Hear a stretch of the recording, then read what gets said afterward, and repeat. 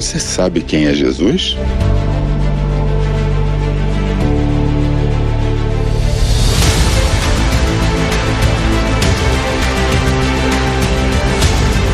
Jesus não foi apenas um cara legal que fez o bem no mundo.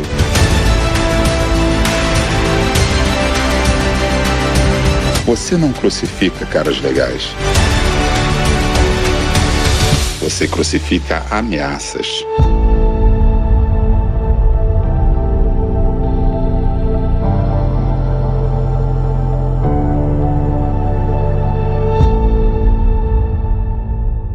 Irmãos, irmãs, hoje nós estamos na terceira mensagem dessa série. Jesus não é quem você pensa.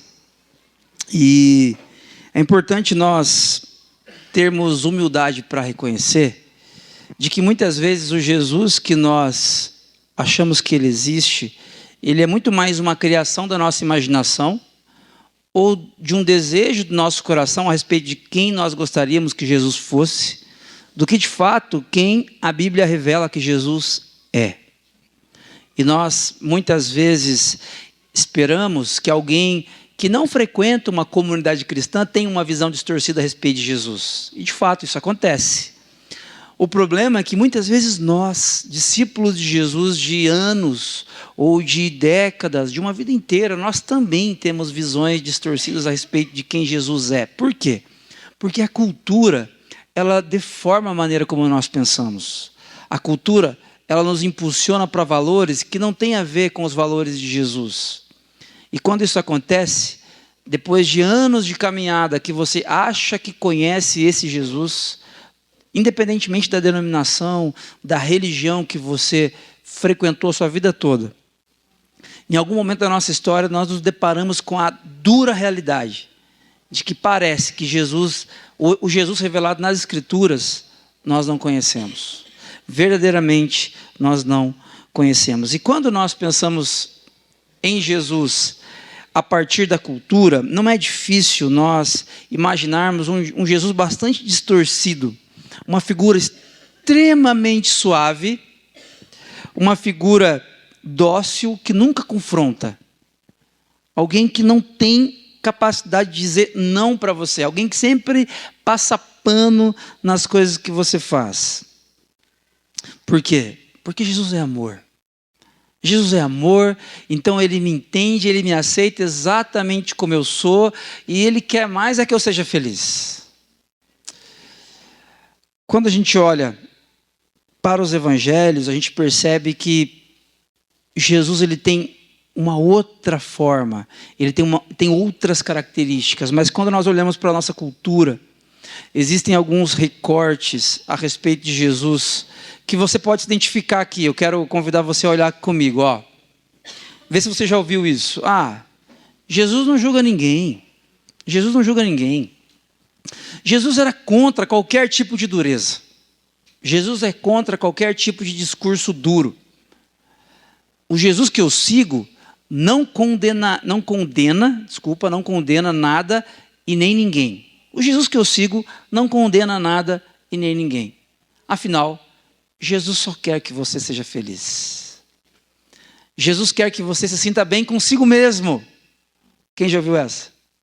Essa reverbera bastante por aí. Jesus nunca levantaria o tom de voz. Esses recortes você pode até, tirando de contexto, você pode até aplicar em alguma situação ou outra sobre Jesus, mas a maioria deles está incorreta mesmo. Jesus levanta assim o tom de voz em algum momento na Bíblia. Você não vê que Jesus quer que você fique bem consigo mesmo, porque a palavra de Deus diz que o seu coração é enganoso, é corrupto, o meu coração é enganoso. Então, esses recortes da nossa cultura, eles exprimem uma aparência de quem Jesus é, a pessoa de Jesus, e eu e você nessa manhã precisamos ser honestos. Isso aqui já nos influenciou, não é verdade? Mesmo que você não concorde com isso aqui influencia você. Mesmo que você saiba que Jesus não é esse ser que não sabe dizer não, que é um coitado, que de repente não sabe levantar a tom de voz para ninguém. Você sabe que Jesus não quer necessariamente que você fique bem consigo mesmo, você sabe disso. Mas a nossa cultura fala tanto isso, que isso nos afeta também. Não tenha dúvida disso. Tá? Hoje, talvez, a espiritualidade contemporânea na direção de Jesus trata Jesus mais ou menos como um barista. Em tempos de bons cafés, de cafés gourmetizados por aí, não é difícil você chegar num lugar, você pede um tipo especial de cappuccino descafeinado, com leite vegetal, meio amargo, aromatizado. E você quer desse jeito e você está pagando por isso e está tudo bem. O barista ele vai fazer ali exatamente como você pediu e ainda vai colocar uma forma bonita ali para você poder tornar esse cappuccino instagramável. É ou não é verdade? Você vai fazer isso, você vai postar tomando um café aqui com os amigos e beleza, está tudo bem. Em um café da cidade, você encontra um bom barista que faz o melhor café que você poderia tomar e com uma aparência maravilhosa. O problema é que nós começamos a tratar Jesus, ou a nossa cultura começou a tratar Jesus como um barista espiritual. E nós chegamos até Jesus e dizemos exatamente o que nós queremos. E exatamente aquilo que nós não queremos. Para mim é muito estranho um café descafeinado. Para mim é meio contraditório assim, mas ok. Nós fazemos coisas ainda mais contraditórias com relação a Jesus. Jesus, eu quero você aqui, mas eu quero nessa perspectiva e nessa. Nessa aqui não precisa. Eu não quero que você interfira nisso. Eu não gosto de ouvir não, viu? Eu sou uma pessoa que não lida bem com nãos. Então eu não quero ser confrontado. Então você para mim vai ser uma figura que não diz não. E eu quero também que você aprove essa e essa área da minha vida, que eu sei que não tem muito a ver com o que a sabedoria bíblica fala, mas é esse Jesus que eu quero. Jesus como um barista espiritual, sem nunca discordar, sem nunca desafiar você. De novo, gente, Carlos, eu não penso que Jesus seja assim. E eu acredito que muitos de nós não pensam mesmo, mas eu quero alertar você nessa manhã que esse pensamento da nossa sociedade nos afeta. Nos afeta. Mesmo que você leia a Bíblia diariamente e tenha convicção de quem Jesus é, esse pensamento afeta você também. E é muito importante que você conheça Jesus como Ele é. Eu quero compartilhar aqui 2 citações que nós temos compartilhado no início dessas mensagens, dessa série. A primeira é do teólogo Herman Bavinck, um holandês que faleceu já em 1921 e que tem escritos fantásticos a respeito de Deus, a respeito de Cristo. Ele diz o seguinte: conhecer a Cristo é conhecer a verdade sobre Deus, sobre o homem e sobre o mundo. Presta atenção, errar em Cristo é errar em tudo. Se nós temos uma visão equivocada a respeito de quem Jesus é, se nós estamos confundindo o amor de Jesus com suavidade e permissividade, nós estamos errando em Cristo, e errando em Cristo, nós vamos errar na maneira como nós tratamos o nosso cônjuge. Errando em Cristo, nós vamos errar na maneira como nós gerimos os nossos recursos financeiros. Errando em Cristo, nós vamos errar na maneira como nós nos relacionamos com o lazer, com os esportes, com o futebol. Errando em Cristo, nós vamos errar também na dose onde nós nos envolvemos com a política. Errando em Cristo, nós vamos errar em todas as áreas da nossa vida. Uma segunda citação que eu queria compartilhar com vocês, a título de introdução, John Stott, pastor anglicano, inglês, falecido em 2011, diz: a imagem de Jesus que aceitamos molda o tipo de discípulos que nos tornamos. Olha, gente, quão sério é a imagem que você tem de Cristo aí na sua mente, no seu coração. Uma imagem falsa gera uma fé falsa. Uma imagem falsa gera uma fé falsa, por isso que é extremamente importante nós sermos realinhados pela palavra de Deus, não pela cultura, Porque a cultura ela nos desalinha, ela nos deforma, porque ela apresenta um Jesus barista. Como que você quer a sua espiritualidade hoje? Música mais assim, música mais assado. Como que você quer a sua espiritualidade hoje? Com uma igreja de pessoas que se vestem dessa forma ou daquela outra forma? Como você quer a sua espiritualidade hoje? Um Jesus mais duro um pouquinho, mais conservador? Um Jesus mais aberto, mais liberal, moralmente falando? Como você quer a sua espiritualidade hoje? A cultura, ela diz para a gente que Jesus se adapta aos nossos gostos. Mas se Jesus se adapta aos nossos gostos, esse Jesus é uma criação da minha e da sua imaginação. O Jesus de verdade que nós celebramos hoje, celebramos na semana passada aqui a sua ressurreição, ele é descrito nas Escrituras de forma muito firme. E Jesus, ele não é nem suave, nem permissivo. Esse é o tema da nossa reflexão de hoje. Jesus, ele não é nem suave, nem permissivo. De novo, é muito importante que Deus realinhe as nossas mentes e corações a quem Jesus é nessa manhã. E irmãos, irmãs, não tenham dúvidas, essa é uma conversa espiritual. Tá? Essa não é uma conversa, isso aqui não é uma palestra, onde eu vou apresentar informações para vocês, para que dentro de um processo cognitivo razoável, vocês olhem e falem, faz sentido. Faz sentido o que o Carlos está falando. É mais profundo do que isso. É claro que tem que fazer sentido também. Tem que ser razoável. Porém, essa é uma conversa que agride porões da nossa alma, a respeito de imagens que nós construímos de Jesus, que talvez não sejam verdade, nós sabemos que não são verdades, mas que nós não queremos abrir mão delas. Porque quando você abre mão de um Jesus suave e permissivo, você concorda que ele não existe, você abre mão disso, isso consequentemente vai demandar de você outras posturas. E talvez você não esteja afim de ter essas posturas. Essa é uma conversa espiritual. Que Deus nos abençoe, que o Espírito Santo fale conosco nessa manhã, a partir da palavra que é dele. Eu quero compartilhar com vocês aqui a partir do Evangelho de João, capítulo 13. São 17 versículos, um texto relativamente longo, peço sua paciência e que você preste bastante atenção. Aqui na Nova Versão Internacional, a palavra de Deus diz o seguinte: um pouco antes da festa da Páscoa, sabendo Jesus que havia chegado o tempo em que deixaria este mundo e iria para o Pai, tendo amado os seus que estavam no mundo, amou-os até o fim. Estava sendo servido o jantar e o diabo já havia induzido Judas Iscariotes, filho de Simão, a trair Jesus.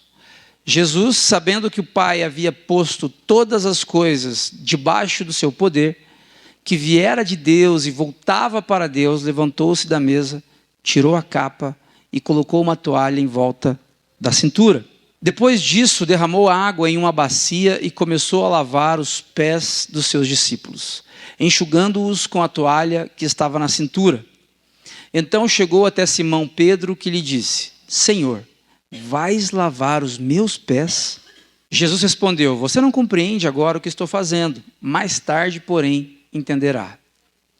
Pedro disse: nunca lavarás os meus pés. Jesus respondeu: se eu não os lavar, você não tem parte comigo.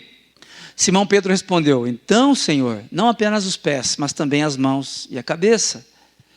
Jesus respondeu: quem já se banhou precisa apenas lavar os pés. Todo o corpo está limpo. Vocês estão limpos, mas nem todos. Jesus sabia quem iria traí-lo. Por isso disse que nem todos estavam limpos. Quando terminou de lavar-lhes os pés, Jesus vestiu a capa e voltou ao seu lugar. Então perguntou: entendem o que fiz a vocês? Vocês me chamam mestre e senhor, e com razão, pois eu sou. Pois bem, se eu, sendo Senhor e mestre de vocês, lavei os pés de vocês, então vocês também devem lavar os pés uns dos outros. Eu dei o exemplo para que, como eu fiz, também o façam. Em verdade lhes digo que nenhum escravo é maior do que o seu senhor, e nenhum enviado é maior do que aquele que o enviou. Agora que vocês sabem estas coisas, bem-aventurados serão, se as praticarem. Quero orar com você? Deus, obrigado, Senhor, por sua palavra. Nós cremos, Deus, que não se trata apenas de uma história, mas é a sua palavra viva e verdadeira. Que o seu Espírito Santo nos conduza nesta reflexão e nos alinhe na direção de quem o Senhor Jesus verdadeiramente é. Faz isso em nome de Jesus. Amém. Irmãos, eu quero destacar algumas coisas com vocês aqui. 4 coisas nessa manhã. A primeira delas, o amor de Jesus é pleno, mas não é frágil. O amor de Jesus é pleno, mas não é frágil. E talvez, quando eu olho para essa frase, assim, não faz tanto sentido no primeiro momento, porque frágil não está em contraposição, né, em oposição a pleno. Então, como assim? Ele é pleno e não é frágil. Mas imagina uma mãe, um pai, que tem um filho entrando na vida adulta e que está dando muito trabalho. Muito trabalho, e esse pai e essa mãe estão desesperados. E aí chegam para mim, e isso acontece. Dizem assim: pastor, o meu problema é que eu amei demais o meu filho. Eu amei demais. E porque eu amei demais, eu não soube dizer não. E hoje eu percebo as consequências disso na vida dele, e eu não sei se tem volta e por aí vai. A nossa cultura faz essa leitura. Alguém que ama demais tem dificuldade para dizer não. Isso é o que a nossa cultura diz. Então, quando nós olhamos para Jesus, e a pessoa não precisa ser discípula de Jesus para saber disso, que Jesus ele entregou a sua vida na cruz, e entregou a sua vida na cruz por amor. E nós aprendemos que esse amor é o amor ágape, que é o amor sacrificial. E aí nós começamos a correlacionar uma coisa com a outra. E esse Jesus que nos ama profundamente, semana passada, um dos pontos da minha mensagem foi o obstinado amor de Jesus. A respeito do obstinado amor de Jesus. Então, quando nós olhamos para esse amor obstinado, para esse amor sacrificial, nós começamos a achar que esse amor também tem a ver com isso que reverbera na nossa cultura, de uma certa fragilidade, de uma certa dificuldade em dizer não. Mas eu quero deixar claro para você nessa manhã, que o amor de Jesus é pleno, mas não é frágil. Olha só. Um pouco antes da festa da Páscoa, sabendo que Jesus havia chegado o tempo em que deixaria este mundo e iria para o Pai, tendo amado os seus que estavam no mundo, amou-os até o fim. Essa palavra aqui, gente, ela não tem a ver com tempo, tá? Não tem a ver assim, amou até o fim de sua vida. Não é nesse sentido de tempo. Essa expressão aqui é do grego telos, que significa plenitude. Plenitude. Algo que é completo. Então, o que o texto está querendo dizer para a gente aqui é que o amor de Jesus por seus discípulos, o amor de Jesus por nós, ele é pleno, ele é completo.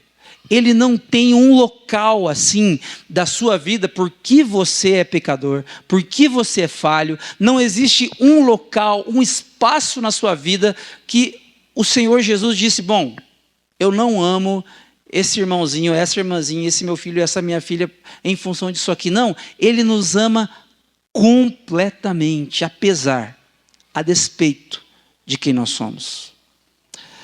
E quando a gente olha para essa expressão, em função da cultura onde estamos inseridos, nós corremos o risco de achar que o amor de Jesus tem a ver com fragilidade.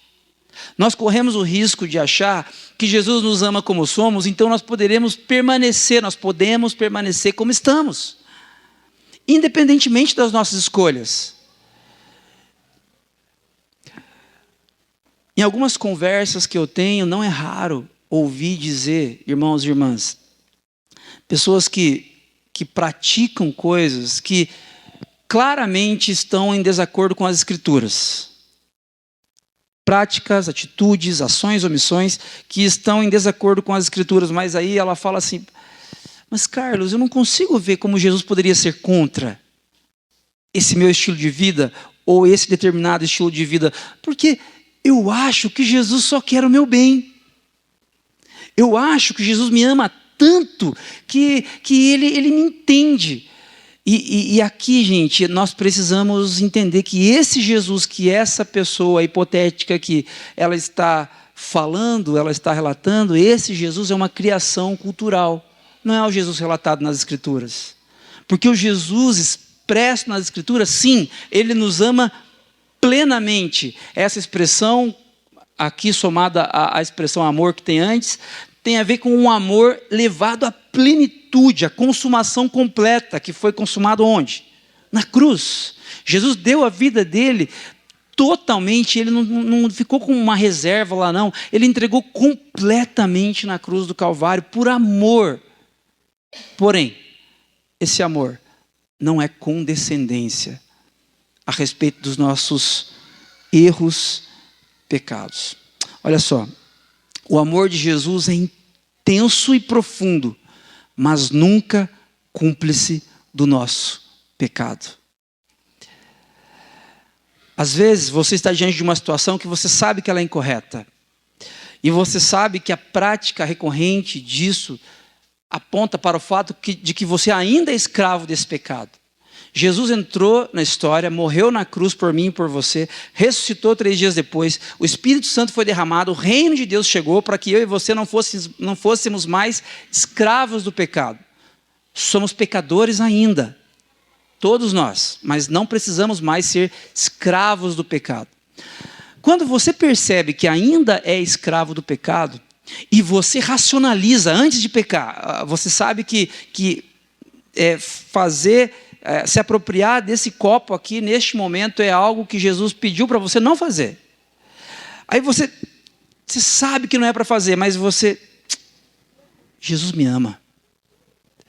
Jesus me ama e Ele morreu na cruz por mim, sabendo que eu sou pecador. Ele conhece a minha estrutura, Ele sabe que eu sou pó. Esse tipo, gente, de racionalização não tem a ver com Jesus.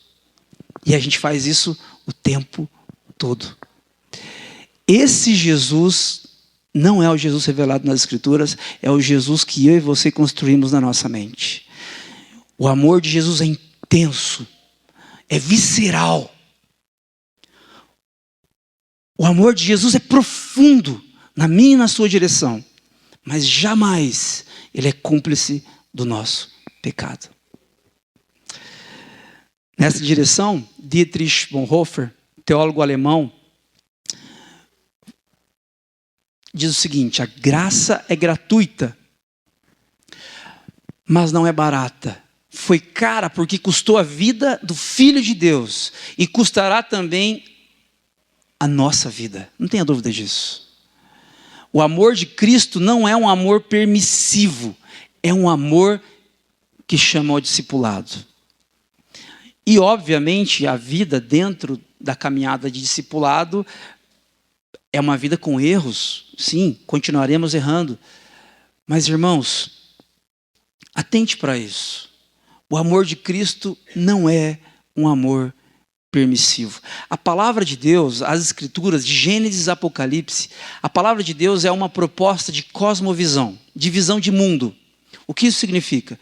Significa que, além de dizer que Deus criou, que a criação aconteceu assim, assim, assado, como você encontra lá em Gênesis 1 e 2, o que o texto quer dizer é que Deus é o Criador.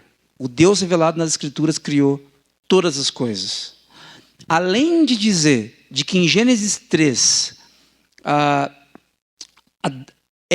Adão, se apropriaram do fruto que o Criador tinha dito para eles não comerem, além disso, o que o texto quer dizer é que o ser humano se rebelou contra o Criador e se desconectou dele porque o salário do pecado é a morte. Uma cosmovisão, ela quer falar a respeito de bases existenciais, de perguntas existenciais que muitas vezes eu e você não temos as respostas. E hoje, quando nós somos moldados pela cultura e nós construímos um Jesus permissivo, nós destruímos a Bíblia enquanto cosmovisão. A Bíblia enquanto cosmovisão, ela é normativa. Ela é normativa. Significa que quando eu viro na direção de alguém e faço mal para essa outra pessoa, eu não estou simplesmente fazendo mal a alguém, eu estou me opondo à vontade de Deus, que eu ame essa pessoa. A maneira como eu trato a minha esposa, a maneira como eu trato os meus filhos, a maneira como você vive nos diferentes ambientes onde você está inserido, tem a ver com a imagem que você tem de Jesus. Se Jesus é um Jesus permissivo para você, então tudo bem ter caixa 2, 3 na sua empresa. Se Jesus ele é permissivo, então está tudo bem você passar a perna em alguém que, de repente, para que você se dê bem em uma outra situação. Se Jesus é permissivo, então está tudo bem você xingar todo mundo no trânsito, porque Ele conhece o seu temperamento, Ele fez você assim, e Ele ama você profundamente e vai te perdoar. O amor de Cristo não é um amor permissivo. O amor de Jesus é profundo, é pleno, mas não é frágil. Uma segunda coisa que eu queria destacar com vocês é que Jesus serve com humildade, mas com autoridade. Nesse texto aqui nós vemos Jesus fazendo algo assim que chama a nossa atenção, chama a minha, chama a sua atenção. Olha o que o texto diz. Jesus, sabendo que o Pai havia posto todas as coisas debaixo do seu poder, que viera de Deus e voltava para Deus, levantou-se da mesa e tirou a capa. E colocou uma toalha em volta da cintura. Gente, nesse contexto aqui, essa capa é a autoridade que a pessoa tinha. Tá? Então, a autoridade que aquele rabino tinha, no caso Jesus, era descrita ou era simbolizada a partir da capa que essa pessoa usava. Então, quando Jesus está tirando a sua capa aqui, ele está fazendo um gesto assim, um tanto quanto impensável. Era tudo que um rabino não faria. Jesus está tirando a capa. Por que Jesus está fazendo isso? E colocou uma toalha em volta da cintura. Ele está fazendo um aceno aqui, ele está sinalizando de que ele vai fazer algum tipo de cerimônia. Talvez os discípulos ainda não tinham percebido, a gente sabe que ele vai lavar os pés dos discípulos, mas talvez os discípulos ainda não tinham percebido, mas era alguma ação própria de um empregado. Quem lavava os pés de alguém, quando você chegava de viagem das estradas empoeiradas daquele contexto, você chegou para casa de um amigo, de um familiar, e você vai descansar, e seus pés estão sujos, você está exausto, exausta. O empregado mais baixo daquela casa lavaria os seus pés. O último a ser contratado, ou talvez o mais jovenzinho, menos experiente, esse lavaria os seus pés. O que Jesus está fazendo aqui é impensável. É impensável. E aqui, se você olha para isso, você fala assim, por que Jesus se humilha tanto, né? Por que Jesus se humilha tanto? Por que tirar a capa, se despir da autoridade e se envolver da vergonha do empregado mais baixo da casa? Por que Jesus faz isso?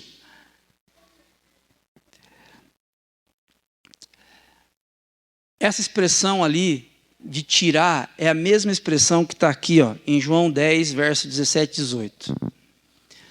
Por isso o Pai me ama, porque eu dou a minha vida para retomá-la. Ninguém a tira de mim, mas eu a dou por espontânea vontade. Tenho autoridade para dá-la e para retomá-la. Esta ordem recebi do meu Pai. Irmãos, irmãs, somente quem tem autoridade verdadeira é livre para ser ativamente humilde. Não é que Jesus, ele quer ser humilde para ele passar uma mensagem para a gente de coitadismo. Não. Jesus é a única pessoa que tem autoridade para ser ativamente humilde. Passivamente humilde, a gente sabe muito bem o que é isso. Você fica na sua, quietinho, faz cara de cachorro que caiu da mudança, e você espera que as pessoas tenham pena, tenham dó de você por uma ou outra situação. Não é isso que Jesus está fazendo aqui. Jesus está sendo ativamente humilde. Por quê? Porque Jesus tem autoridade para fazer isso. Jesus tem autoridade para dar a sua vida. Jesus tem autoridade para tirar a sua capa, que simbolizava o respeito, a aceitação, a credibilidade naquele contexto, e continuar sendo o Filho de Deus. Continuar sendo o Filho amado do Pai. Sabe quem Jesus é? Jesus é ativamente humilde, porque Ele é livre. Jesus é livre para não ser arrogante. Jesus é livre para não precisar usar uma máscara a respeito de quem Ele não é. Jesus é livre e Ele é o único ser humano perfeitamente livre. Eu e você não somos. Porque se eu começar a contar coisas que eu fiz ontem, de repente, que eu me envergonho, erros que eu cometi, talvez alguns de vocês se levantem e vão para casa neste momento. Então, o que eu faço? Eu vou esperar, de repente, um outro momento para ter essa conversa, mas eu não sou totalmente livre. Eu tenho as minhas amarras de comportamento, das regras da nossa sociedade, de expectativas que eu tenho a respeito dessa igreja. Irmãos, Jesus não é um coitado quando Ele faz esse gesto aqui de derramar água em uma bacia e começar a lavar os pés dos seus discípulos, enxugando-os com a toalha que estava na cintura. Ele não é, Ele é livre. Livre.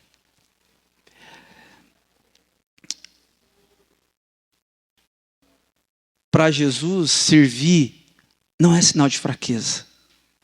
Para Jesus, servir é expressar a verdadeira humanidade.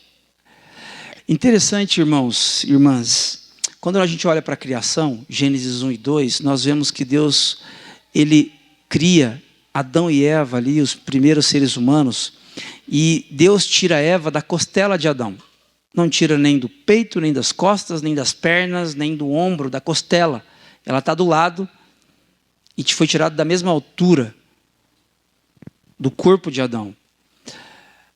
E antes do pecado, a ideia é que nós, seres humanos, nos completássemos em serviço mútuo na direção uns dos outros. Por causa do pecado, algumas pessoas servem menos, outras servem mais. Outras oprimem, outras são oprimidas por causa do pecado. Essa nossa vergonha de lavar os pés uns dos outros é consequência do pecado. É consequência da desconexão do ser humano para com Deus. Esse nosso estranhamento de olhar para Jesus e falar assim, humildade demais, né? Não precisava também lavar os pés dos discípulos, aquele monte de pé sujo, fedido.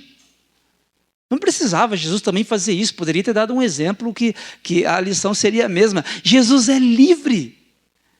Ele é livre para ser quem o Pai nos fez para ser, mas que por causa do pecado nós não conseguimos. Em terceiro lugar, irmãos, Jesus confronta com verdade para purificar. Eu acho que o confronto pelo confronto não é muito a cara de Jesus. Jesus confronta, sim. Jesus diz não. Jesus, ele confronta, mas não simplesmente pelo prazer de confrontar para ver alguém sofrendo porque está sendo confrontado. Não. Jesus confronta com a verdade, com o fim de purificar. Olha só.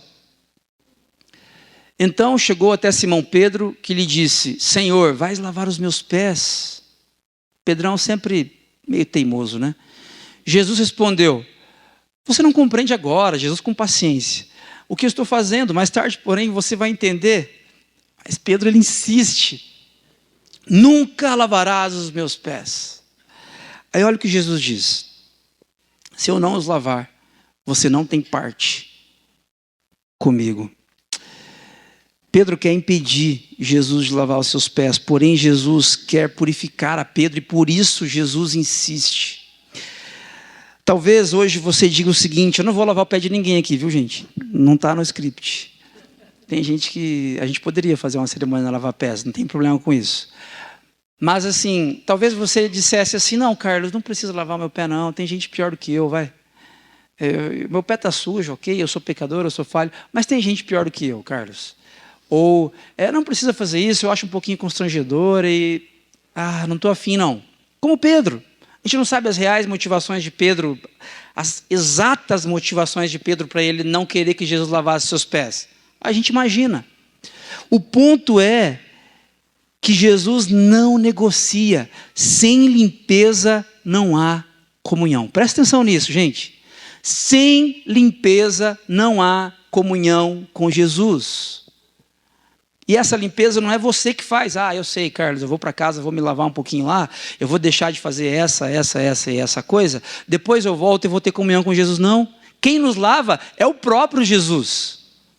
Ou Jesus nos lava, ou Jesus constrange você lavando os seus pés, ou nós não temos parte com Ele. Não há comunhão com Jesus se não houver limpeza. E aí talvez você diga assim: não sei, eu continuo achando que Jesus me ama como eu sou, Ele me aceita como eu sou, até que, ok, isso pode ser verdade, e que Ele só quer ver o meu bem. Olha só, gente, um amor que nunca confronta não é amor verdadeiro, é abandono. Se você se relaciona com Jesus há alguns meses, alguns anos, algumas décadas, e esse Jesus não confronta o seu estilo de vida, esse Jesus não confronta a maneira como você trata a sua esposa, às vezes de forma verborrágica, esse amor nunca confronta você, a maneira como você gere de forma descabida muitas vezes os seus recursos, esse amor nunca confronta você. Olha, eu tenho uma péssima notícia para você nessa manhã. Isso não é amor. Isso é abandono. A boa notícia é que Jesus não nos abandona. O amor de Jesus pressupõe confronto. Para quê? Para purificar. Pedro passa uma vergonhinha ali, né? Não, Pedro, se eu não lavar os seus pés, você não tem parte comigo. Pedro passa uma vergonha, mas para o bem dele. Após aquele momento, Pedro também tem seus pés lavados e é purificado por Jesus. Aquela atitude é uma atitude simbólica que aponta, obviamente, gente, para a cruz. Para a cruz, para a morte de Jesus, onde Ele paga pelos nossos pecados, onde Ele nos purifica. Jesus tem confrontado você? Jesus tem confrontado a maneira como você cuida da sua família? Jesus tem confrontado a maneira como você gera o seu tempo? Quando você fica dias, semanas, sem dar uma olhadinha na Bíblia, sem ler alguns versículos, sem ter um tempo de oração com Deus, você se sente confrontado por Jesus? Se sim, ótimo, ótimo. Um pai confronta e disciplina os filhos a quem ama. Se não, se está tudo bem, se você consegue gerir isso racionalmente, eu não tenho tempo mesmo, a minha vida é muito corrida, é complicado, eu não tenho tempo para ir para a igreja, eu não tenho tempo. Se você consegue domar isso com a sua racionalização, cuidado. Cuidado. O amor de Jesus não é nem suave nem permissivo, é um amor sacrificial, pleno na minha e na sua direção. E por último, irmãos, Jesus ensina para quê? Para formar discípulos e não admiradores. Não é difícil você admirar Jesus, não é difícil um ateu, um agnóstico admirar a Jesus, não é difícil. O desafio é nós nos tornarmos discípulos. A palavra discípulo, ela é muito evangelical, né? Poderia ser traduzida como aprendiz. O desafio é nós sermos aprendizes de Jesus, continuamente aprendizes. Olha só o que fala a palavra a partir do verso 12. Vocês entendem o que eu fiz?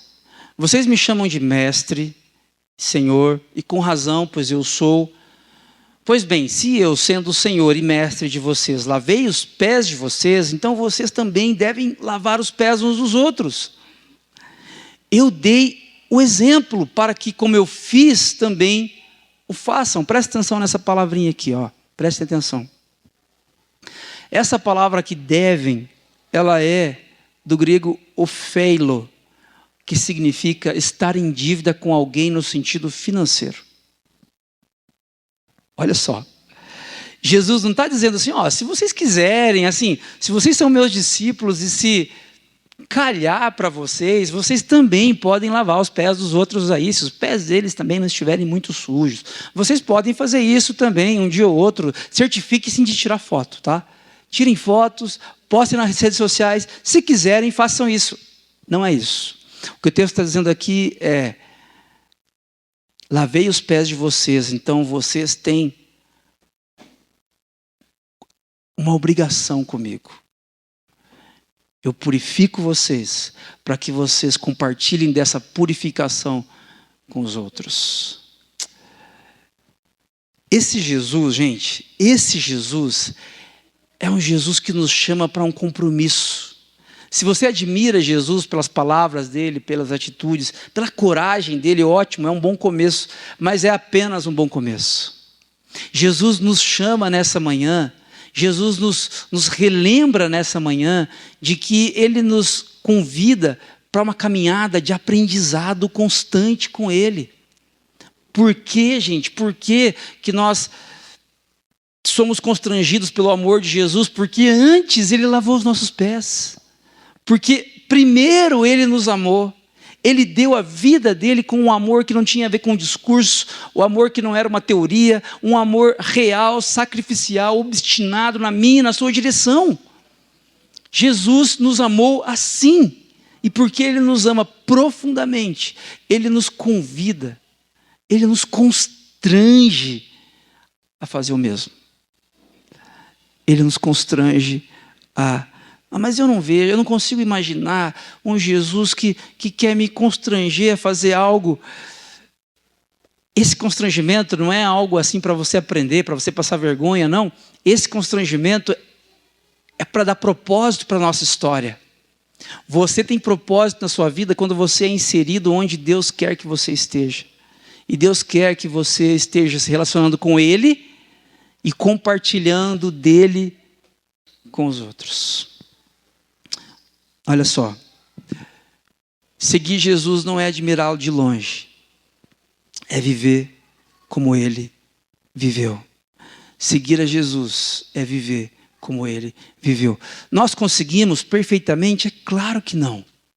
Isso é o que a teologia chama de processo de santificação. É um processo contínuo que vai durar toda a nossa vida. Se você viver 80 anos, ele vai durar 80 anos. Se você viver 45 anos, ele vai durar 45 anos. Por quê? Porque é um processo contínuo de aprender a viver como Jesus viveu, sendo capacitado pelo Espírito Santo. Não é nem energia sua. É o Espírito Santo que gera isso em você. O ponto é, admirá-lo de longe nos torna parte da multidão. Se você olhar para os evangelhos, Mateus, Marcos, Lucas, João, você vai ver que a multidão está constantemente desfrutando os milagres de Jesus. Come os pães que Jesus multiplicou, toma o vinho que Jesus transformou de água em vinho, aproveita as coisas que Jesus fez, mas não tem nome. Quem está na multidão? Quem é a multidão? Quantos estão na multidão? Onde moram essas pessoas? Nós não sabemos, porque elas não têm um relacionamento próximo com Jesus. Jesus não nos chama para admirá-lo de longe. Jesus chama a mim e a você nessa manhã, para que nos tornemos seus discípulos. Não de um Jesus boa vibe, que dá para postar com um filtro nos stories do Instagram, e a galera vai curtir bastante, porque esse Jesus é extremamente palatável. Não, não esse. Um Jesus que não é nem suave, nem permissivo. Um Jesus que nos ama com um amor arrebatador de nos tirar da lama e nos inserir num contexto de vida, para viver como ele viveu. O pastor Eugene Peterson, a respeito desse assunto, ele diz o seguinte: Jesus nos chama a uma vida onde a glória é trocada pela toalha do servo. Lavar os pés uns dos outros não é uma performance espiritual. É o jeito de viver a vida comum de maneira extraordinária. Irmãos, irmãs, eu acho que eu gosto dessa conversa, porque nós, enquanto plantação, uma igreja nova, nós temos muitos sonhos de que Deus nos use, de que essa igreja seja bênção para outras pessoas, como já vem sendo, como a gente orou aqui no começo do nosso culto. Mas nós temos um pecado que pode crescer e pode se enraizar no nosso coração, de nós amarmos mais a comunidade local, mais o ático, do que a Jesus. De nós querermos que essa igreja cresça e que ela seja conhecida na cidade por ser uma igreja relevante pelos melhores motivos, os mais nobres motivos, mas ainda assim buscando glória. E Jesus me convida e convida você nessa manhã para trocarmos a glória que está proposta pela cultura evangelical pela toalha, para que nós possamos servir, primeiro, uns aos outros, servir as pessoas que chegam aqui e servir outras comunidades, outras pessoas, outros discípulos e discípulas de Jesus, porque esse é o jeito de viver a vida comum de maneira extraordinária. Eu não sei como que você chega aqui nessa manhã, e eu não sei como está o seu coração, a sua mente, que eu queria lembrar você para a gente pensar no que a gente leva para casa. É que essa imagem de um Jesus permissivo, ela pode parecer erroneamente acolhedora, tá? Talvez você diga assim: bom, Carlos, mas é complicado, porque eu gosto dessa ideia de Jesus, ele me compreender, ele ser permissivo, ele estar preocupado com a minha felicidade, com o que eu penso, com o que eu sinto, e ele está preocupado. Mas ele está tão preocupado que ele não abandona, ele não deixa você à sua própria mercê. E esse Jesus permissivo, ele não tem capacidade de nos tirar da miséria. Guarde isso. O Jesus que tem capacidade, autoridade para tirar você de uma vida miserável, de uma vida sem sentido, de doença física, emocional, espiritual, é o Jesus que tem autoridade para se expor. É o Jesus que tem autoridade para tirar a sua capa, colocar a toalha na cintura e lavar os nossos pés. É o Jesus que não está preocupado com as aparências. É o Jesus que tem plena convicção de quem Ele é. Ele não é suave, Ele não é permissivo, Ele não é um coitado, Ele não é frágil, Ele não é fraco.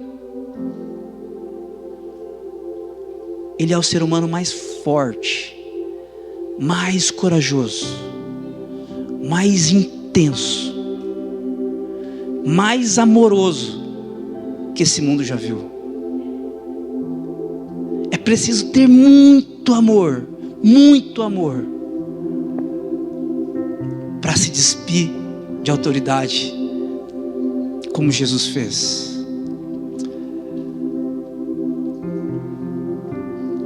E se você está aqui nessa manhã, é com esse amor arrebatador que Ele ama você.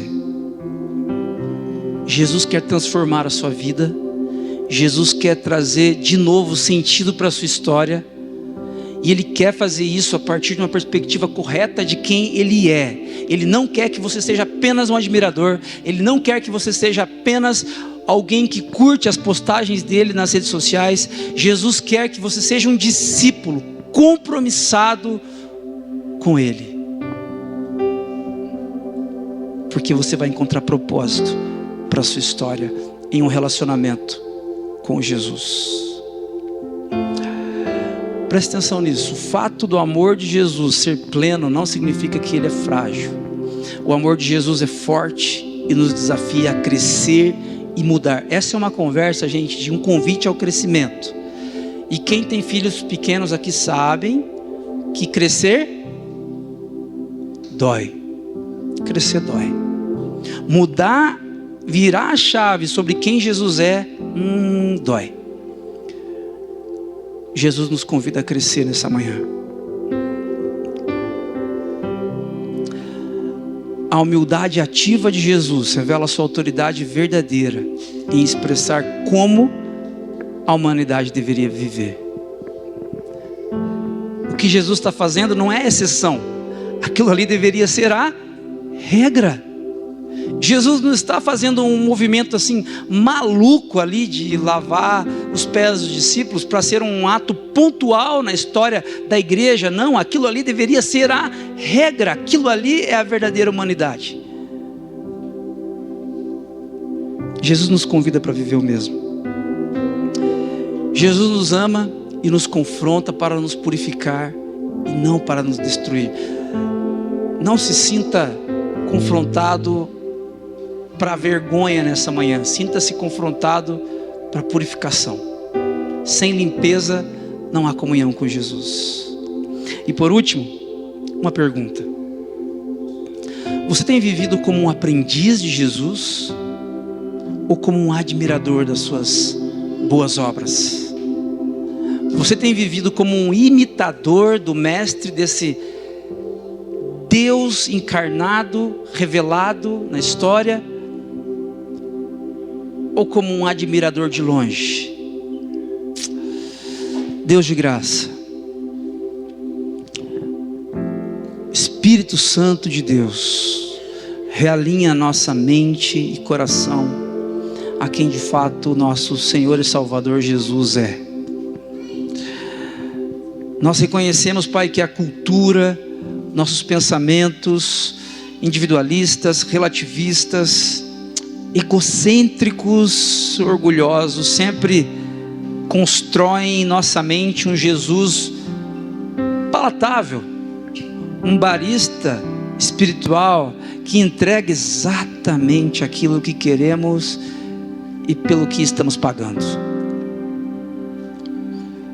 Nesta manhã, Deus, enquanto comunidade de discípulos e discípulas do Senhor, nós pedimos: destrói a nossa visão de Jesus enquanto barista espiritual.